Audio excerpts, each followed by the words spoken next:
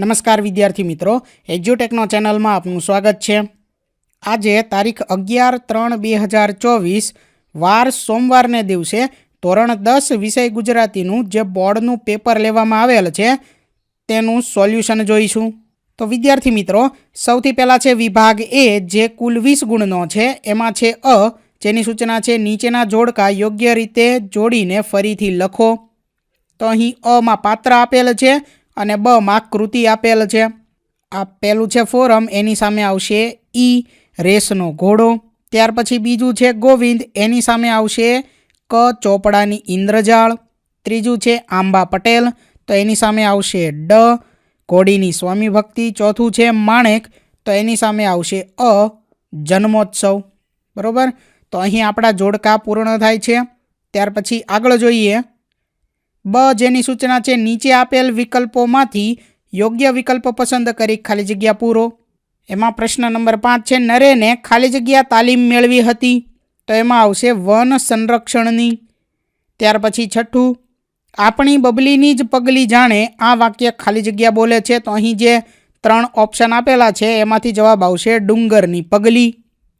ત્યાર પછી આગળ 7મું, ખાલી જગ્યાને કારણે સાગના ઝાડ શણગારેલા લાગે છે, તો એમાં જવાબ આવશે આજ્ઞા। ત્યાર પછી આગળ પ્રશ્ન નંબર 8, મનુષ્ય દેહ ખાલી જગ્યાના જેવો છે, તો એમાં જવાબ આવશે છાસ।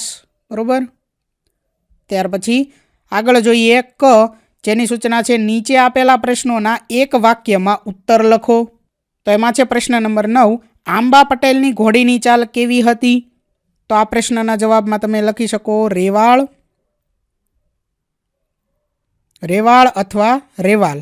ત્યાર પછી આગળ પ્રશ્ન નંબર 10, અંકિતને પરીક્ષામાં ઉત્તીર્ણ થવાની ખુશીમાં કયા પુસ્તકો ભેટમાં મળ્યા હતા, તો એના જવાબમાં આપણે લખી શકીએ કે અંકિતને પરીક્ષામાં ઉત્તીર્ણ થવાની ખુશીમાં રામાયણ અને મહાભારતની બાળકથાઓના પુસ્તકો, બરોબર, રામાયણ અને મહાભારતની બાળકથાઓ જે છે તેના પુસ્તકો ભેટમાં મળ્યા હતા। બરોબર, આ તમારા જવાબમાં તમે લખી શકો। ત્યાર પછી છે ડ, જેની સૂચના છે નીચે આપેલ પ્રશ્નોના 3-4 વાક્યમાં ઉત્તર લખો, ગમે તે 2। તેમાં સવાલ નંબર 11 છે લેખકે છત્રી ખોવાઈ ન જાય એ માટે કઈ સલાહ અમલમાં મૂકી, તો એના જવાબમાં આપણે લખી શકીએ કે લેખકે છત્રી ખોવાઈ ન જાય એ માટે છત્રી પર પોતાનું નામ સરનામું લખાવવાની સલાહ અમલમાં મૂકી। એ માટે એમણે પોતાની નવી છત્રી પર તેમનું પૂરું નામ, વિગતવાર સરનામું, ટેલિફોન નંબર વગેરે એ બધું જ લખાવ્યું। વરસાદના પાણીને કારણે એ ભૂસાઈ ન જાય એટલે આ વિગતો પાકા રંગથી લખાવી। ત્યાર પછી આગળ છે સવાલ નંબર 12, ડુંગરે તેની પત્ની પ્રત્યે સહાનુભૂતિ દર્શાવતા શું કહ્યું, તો એનો જવાબ છે કે ડુંગરની પત્નીએ કોઈ બાળકીની પગલી જોઈ, તેને પોતાના મૃત સંતાનની યાદ આવતા તે હલબલી ગઈ હતી, આથી ડુંગરે તેની પત્ની પ્રત્યે સહાનુભૂતિ દર્શાવતા કહ્યું, ગાંડી, એવા પગલાં તો ઘણાય હોય, લે ચાલ મોડું થશે। ત્યાર પછી આગળ સવાલ નંબર 13, લેખક કોને ક્રૂર કટાક્ષ ગણાવે છે, કેમ, તો એનો જવાબ છે કે માલિકે આપણને સુંદર સ્વસ્થ શરીર આપ્યું છે, આપણે એને સાચવવા માટે સહેજ પણ શ્રમ લેતા નથી, પરિશ્રમ કર્યા વિના બેઠા બેઠા મનગમતું ખાઈ પીને જીવન જીવવું એને આપણે સૌભાગ્ય માનીએ છીએ, તેથી હૃદયરોગના હુમલા વખતે પરસેવો વળે એવા દિવસો આવે છે, આ માલિકને કેટલો ક્રૂર કટાક્ષ છે તેવું લેખક ગણાવે છે। ત્યાર પછી આગળ ઈ, જેની સૂચના છે નીચેના પ્રશ્નોના 10-12 વાક્યોમાં મુદ્દાસર ઉત્તર લખો, ગમે તે 2। એમાં સવાલ નંબર 14 છે આખરે તો શિક્ષણનું ધ્યેય બાળક ઉમદા માણસ બને તે છે, આ વિધાન વિગતે સમજાવો, તો આ પ્રશ્નના જવાબમાં આપણે લખી શકીએ કે આખરે તો શિક્ષણનું ધ્યેય બાળક ઉમદા માણસ બને તે છે, આ વિધાન સાંપ્રત શિક્ષણની મર્યાદાને સ્ફુટ કરતી અંકિતના મમ્મી નીનાબહેનની વિધાયક દ્રષ્ટિ રજૂ કરે છે। નીનાબહેને પોતાના પુત્ર અંકિતને ગુણ પ્રાપ્ત કરવાના શૈક્ષણિક ભારણથી ઉગાર્યો, એની આંતરિક શક્તિઓ સહજ રીતે ખીલે તે માટે સ્વતંત્રતા, પ્રેમ અને હૂંફ આપ્યા, સાથે રહીને પોતે બાળ સહજ રમતો રમવાની છૂટ આપી, રામાયણ મહાભારતની બાળકથાઓ વંચાવી, કૌટુંબિક ભાવના તેમજ દેશપ્રેમ જેવા સંસ્કારોનું સિંચન કર્યું। અંકિતને ટોકતા રહેવાનું, તેને ઉતારી પાડવાનું કે પોતાના વિચારોને વ્યક્ત કરવાનું સાધન ન બનાવ્યો. એને કુદરતી રીતે ખીલવાનું વાતાવરણ મા તરીકે પૂરું પાડ્યું. વિનુકાકા સૌરભને જે રીતે રેસના ઘોડાની જેમ ઉછેરતા હતા એ રેસમાંથી પોતાના પુત્રને ઉગાર્યો. નીનાબહેન માનતા હતા કે ભવિષ્યની શૈક્ષણિક કારકિર્દી માટે બાળકને જ નિર્ણય કરવા દેવો જોઈએ. બાળક સંસ્કારી બને, ઉમદા માણસ બને, એ જ શિક્ષણનું ધ્યેય હોવું જોઈએ. નીનાબહેનનું એ સ્વપ્ન દીકરા અંકિતે પુરવાર કર્યું. ત્યાર પછી આગળ સવાલ નંબર 15, માનવ અને પ્રાણીની પરસ્પર પ્રીત ઘોડીની સ્વામી ભક્તિ પાઠને આધારે વર્ણવો. તો વિદ્યાર્થી મિત્રો, અહીં આ પ્રશ્નના જવાબનું સંપૂર્ણ વર્ણન કરેલું છે, બરાબર, જે તમારે વ્યવસ્થિત રીતે ચેક કરવાનું છે. ત્યાર પછી આગળ સવાલ નંબર 16, ચોપડાની ઇન્દ્રજાળ પાઠમાં રાતો ચોપડો ફાડી નાખવા પાછળ ભીખલાનું મનોમંથન કેવું હતું? તો એના જવાબમાં આપણે લખી શકીએ કે જીવલાને ત્યાંથી પાછા ફરતા લેખકે તેની પાસે એકાદ થેલી માગી ત્યારે જીવલાએ કહ્યું, બોડીને ત્યાં વળી કાંકી કેવી? આ શબ્દ સાંભળીને લેખકને તે રાતે મોડે સુધી ઊંઘ ન આવી. એક બાજુ જીવલાનો પ્રેમ અને બીજી બાજુ તેની કારમી ગરીબાઈ યાદ આવ્યા. તેઓ જ શોષણખોર છે અને બોડી જેવી દુર્દશા કરનાર પણ પોતે જ છે. એ ભાવ એમના મનમાં જાગ્યો. તેમના મનમાં મનોમંથન ચાલ્યું. જીવલાને ત્યાં તેઓ શીરો જમતા હતા ત્યારે તેના નાગડા અને ભૂખને લીધે પેટમાં ખાડા પડી ગયેલા નાના દીકરા લેખકની સામે ટીકી ટીકીને જોતા હતા. એ દૃશ્ય નજર સામે ખડું થયું. આ ગરીબ જીવલાના છોકરાના મોંમાંથી કોળિયો પોતે ઝૂંટવ્યો હોય એવું લેખકને લાગ્યું. આટલું ઓછું હોય તેમ 2 થેલી ભરીને શાકભાજી લઈ આવ્યા. લેખકને પોતાની જાત ઉપર તિરસ્કાર આવ્યો. અંતે તેમણે જીવલા પાસેથી જાણી લીધું કે તેણે ખરેખર કેટલું કરજ લીધેલું. આટલા વર્ષે વ્યાજનું વ્યાજ ચડીને 1500 રૂપિયા લેણા નીકળતા હતા. અંતે જીવલાની કરુણ દશાથી દ્રવિત થયેલા લેખકે એ રાતા ચોપડાના બધા પાના ફાડી નાખી તેને લેણામાંથી મુક્ત કર્યો. વિદ્યાર્થી મિત્રો, અહીં વિષય ગુજરાતીનો વિભાગ A પૂર્ણ થાય છે. થેન્ક યુ દોસ્તો. એજ્યુકટેકનો ચેનલ તરફથી વિડીયો નિહાળવા બદલ આપનો આભાર.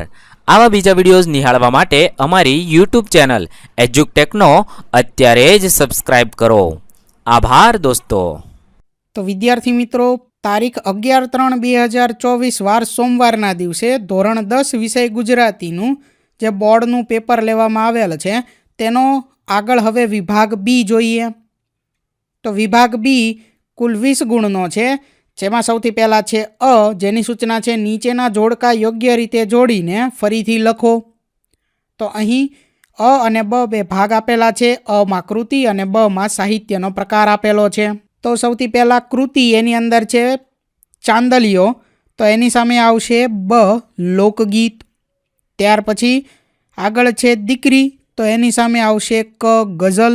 ત્યાર પછી છે 19મું વતનથી વિદાય થતા, તો એની સામે આવશે અ સોનેટ. ત્યાર પછી 20મું છે વૈષ્ણવજન, તો એનો પ્રકાર છે ઈ પદ, તો એની સામે આવશે ઈ. ત્યાર પછી આગળ જોઈએ બ, જેની સૂચના છે નીચે આપેલ વિકલ્પોમાંથી યોગ્ય વિકલ્પ પસંદ કરી ખાલી જગ્યા પૂરો. તો એમાં છે 21મું કવિ ખાલી જગ્યાના ઉડતા આવવાની ઈચ્છા વ્યક્ત કરે છે, તો એમાં જવાબ આવશે મોરપીંછ. ત્યાર પછી 22મું શીલવંત સાધુનો અર્થ ખાલી જગ્યા થાય, તો એમાં જવાબ આવશે ચરિત્રવાન. ત્યાર પછી 23મું સ્વજન સુધી ખાલી જગ્યા લઈને જશે, તો એની અંદર જવાબમાં આવશે દુશ્મનો. ત્યાર પછી આગળ 24મો પ્રશ્ન, ખાલી જગ્યા બનવું દુર્લભ છે. તો અહીં ઓપ્શન આપેલા છે કુલ દીપક, દેશ દીપક અને મહાન, તો આમાં જવાબ આવશે દેશ દીપક બનવું દુર્લભ છે. ત્યાર પછી આગળ જોઈએ ક, જેની સૂચના છે નીચે આપેલ પ્રશ્નોના એક વાક્યમાં ઉત્તર લખો. જેમાં પ્રશ્ન નંબર 25 છે, પંખીને પામવા કવિ શું કરવાનું કહે છે? તો એના જવાબમાં આપણે લખી શકીએ કે પંખીને પામવા કવિ પંખીના ગીતને સાંભળવાનું કહે છે. બરોબર, પંખીના ગીતને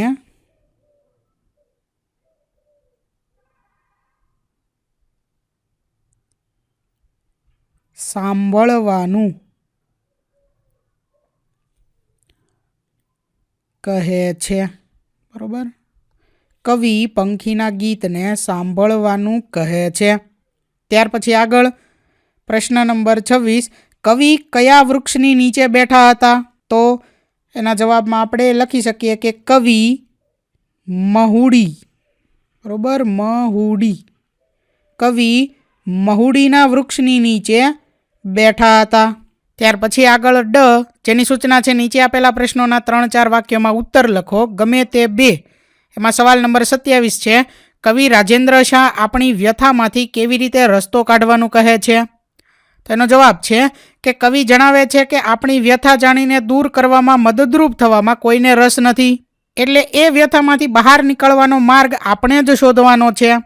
એ માટેનો સાચો માર્ગ એ છે કે આપણે એ વ્યથાને એકલા જ સહન કરવી, એ અંગે કોઈને ફરિયાદ ન કરવી.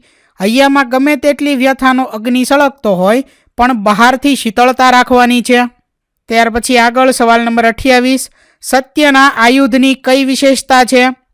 તેનો જવાબ છે કે કવિએ ગાંધીજીના સત્યને આયુધ એટલે કે શસ્ત્ર કહ્યું છે.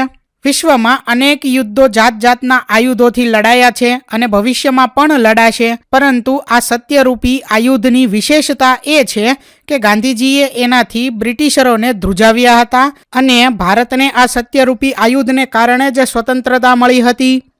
વિશ્વના ઇતિહાસમાં આ એક અનોખી ઘટના છે. ત્યાર પછી આગળ સવાલ નંબર 29, દીકરીને માથે હાથ ફેરવવો અને દીકરી હાથ દે એમાં શું ફરક છે? તો દીકરીને માથે હાથ ફેરવવો એટલે પિતાએ દીકરીને વાત્સલ્ય પૂરું પાડવું. એ જ દીકરી મોટી થાય અને પિતાને હાથ આપે એટલે સમજપૂર્વક પિતાને એમના જીવનમાં પૂરક થાય, મદદ કરે. આમ દીકરી પ્રત્યેની પિતાની જવાબદારી અને બદલામાં દીકરીની પિતા પ્રત્યેની સમર્પણ ભાવના કાવ્યમાં વ્યક્ત થઈ છે. ત્યાર પછી આગળ સૂચના છે ઈ, નીચે આપેલા પ્રશ્નોના 10-12 વાક્યોમાં મુદ્દાસર ઉત્તર લખો, ગમે તે 2. તેમાં સવાલ નંબર 30 છે, હું એવો ગુજરાતી કાવ્યમાં કવિ પોતે ગુજરાતી હોવાનું ગૌરવ કયા કયા કારણોસર અનુભવે છે? તો વિદ્યાર્થી મિત્રો, આ પ્રશ્નનો જવાબ અહીં લખેલો છે, જે તમારે જોઈ અને ચેક કરવાનો છે. ત્યાર પછી આગળ પ્રશ્ન નંબર 31, વૈષ્ણવજન પદના આધારે વૈષ્ણવજનના લક્ષણો જણાવો. તો વૈષ્ણવજન નમ્ર હોય, એનામાં અભિમાનનો છાંટોય ન હોય, બીજાનું દુઃખ પોતે વહોરી લે, બીજાની પીડાને સહન કરી ભલાઈથી એ પીડાને દૂર કરે, નિંદા સાંભળે નહીં, એમ કોઈની નિંદા કરે નહીં, એને મન સૌ સરખા, નાના મોટાને સમદ્રષ્ટિથી જુએ, અપેક્ષા વિના કર્મ કરે છે, તેથી દુઃખી થતો નથી કે બીજાને દુઃખી કરતો નથી, પરસ્ત્રી માતા સમાન ગણે છે, શ્વાસરહી હોય છે, પારકું ધન એને માટે ત્યાજ્ય હોય છે, એનું જીવન જલ કમલવત હોય છે, મોહમાયા એને સ્પર્શતા નથી, નિર્લોભી, નિષ્કપટી અને નિર્મળ રહી સદા રામધૂનમાં ચિત્ત ધરે છે. ત્યાર પછી આગળ સવાલ નંબર 32, વતનથી વિદાય થતા કવિએ અનુભવેલી વેદનાનું વર્ણન કરો. તો વિદ્યાર્થી મિત્રો, આ પ્રશ્નનો જવાબ અહીં લખેલો છે, જે તમારે જોઈ અને ચેક કરવાનો છે. તો વિદ્યાર્થી મિત્રો, અહીં વિષય ગુજરાતીના વિભાગ બી પૂર્ણ થાય છે. વિદ્યાર્થી મિત્રો, તારીખ 11/3/2024 વાર સોમવારના દિવસે ધોરણ 10 વિષય ગુજરાતીનું જે બોર્ડનું પેપર લેવામાં આવેલ છે તેના વિભાગ સીનું સોલ્યુશન જોઈએ. તો વિભાગ સી કુલ 20 ગુણનો છે, જેમાં સૌથી પહેલાં સૂચના આપેલી છે, માગ્યા પ્રમાણે ઉત્તર લખો, આપેલા વિકલ્પોમાંથી સાચો વિકલ્પ પસંદ કરીને જવાબ લખો.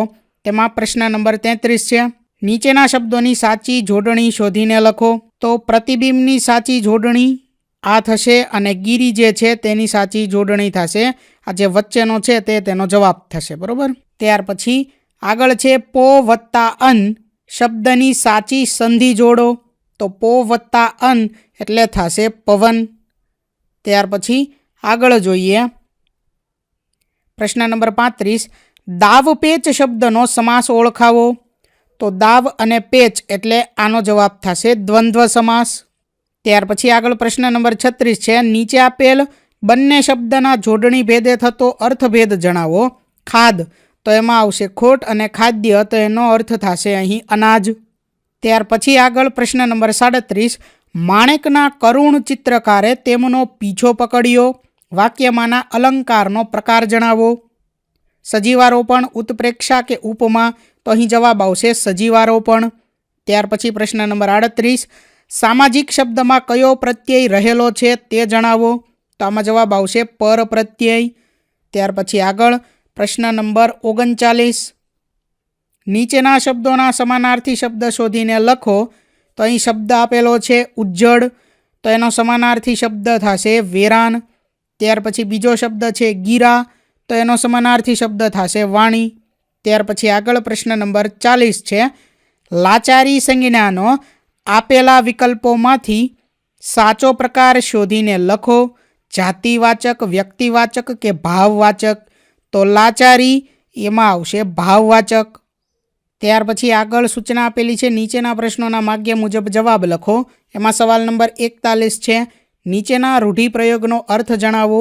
નવ નેજા પડવા, તો આ રૂઢિપ્રયોગનો અર્થ થશે ખૂબ મુશ્કેલી પડવી. બરોબર, ખૂબ જ મુશ્કેલી પડવી, ખૂબ જ મુશ્કેલી પડવી. ત્યાર પછી આગળ 42મો પ્રશ્ન છે, નીચે આપેલ કહેવતનો અર્થ લખો. તો અહીં કહેવત લખેલી છે બાંધી મુઠ્ઠી લાખની. તો આ કહેવતનો અર્થ થશે કોઈ પણ વાત જ્યાં સુધી લોકો સમક્ષ બહાર ન આવે ત્યાં સુધી તે વાતની ઇજ્જત સચવાય છે. બરોબર.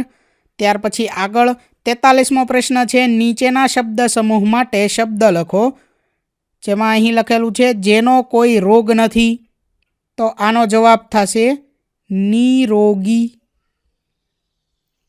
જેનો કોઈ રોગ નથી એટલે નિરોગી. ત્યાર પછી આગળ પ્રશ્ન નંબર 44, નીચેના શબ્દ માટે વિરોધી શબ્દ લખો. તો અહીં શબ્દ લખેલો છે સ્થૂળ, તો સ્થૂળનો વિરોધી શબ્દ થશે ખૂબ જ નાનું એટલે કે સૂક્ષ્મ. બરોબર, સૂક્ષ્મ.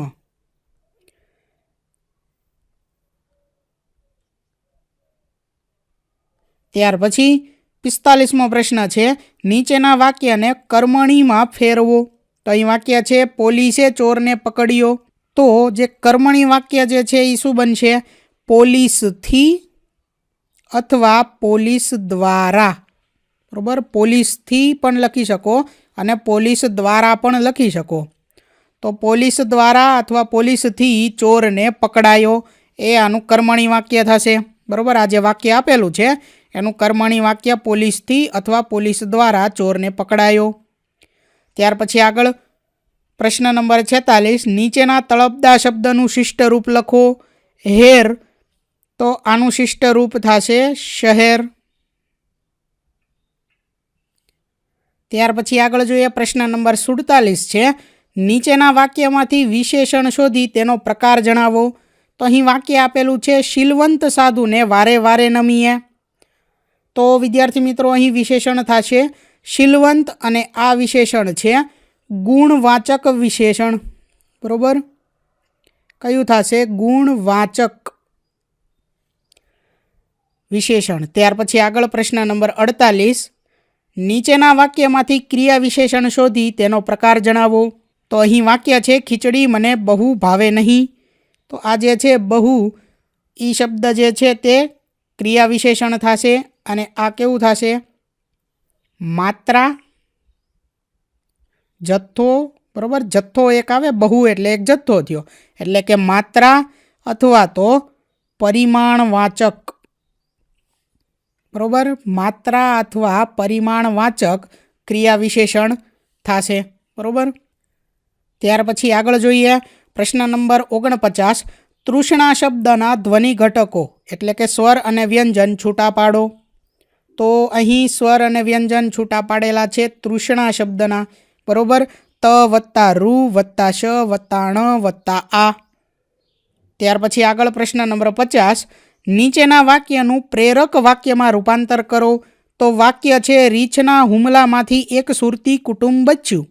તો આ એક વાક્ય છે જેનું આપણે પ્રેરક વાક્યમાં રૂપાંતર કરવાનું છે. તો અહીં આપણે કોઈ પણ એક નામનો ઉમેરો કરીએ, અજય. બરોબર, આપણે શબ્દ લઈ લઈએ અહીં કે અજય. અજયે રીંછના હુમલામાંથી એક સુરતી કુટુંબને બચાવ્યું. તો આ જે છે તે પ્રેરક વાક્ય બની જશે. બરોબર, અજયે રીંછના હુમલામાંથી એક સુરતી કુટુંબને બચાવ્યું. ત્યાર પછી આગળ પ્રશ્ન નંબર 51 છે, નીચેની પંક્તિમાં રહેલો છંદ ઓળખાવો. તો અહીં પંક્તિ છે લાંબા જોડે ટૂંકો જાય, મરે નહીં તો માંદો થાય. તો વિદ્યાર્થી મિત્રો આમાં જવાબ આવશે ચોપાઈ છંદ. બરોબર, ચોપાઈ છંદ. ત્યાર પછી આગળ પ્રશ્ન નંબર 52 છે. મ ભન તત ગાગા કયા છંદનું બંધારણ છે? તો આમાં જવાબમાં આવશે મંદાક્રાંતા છંદ.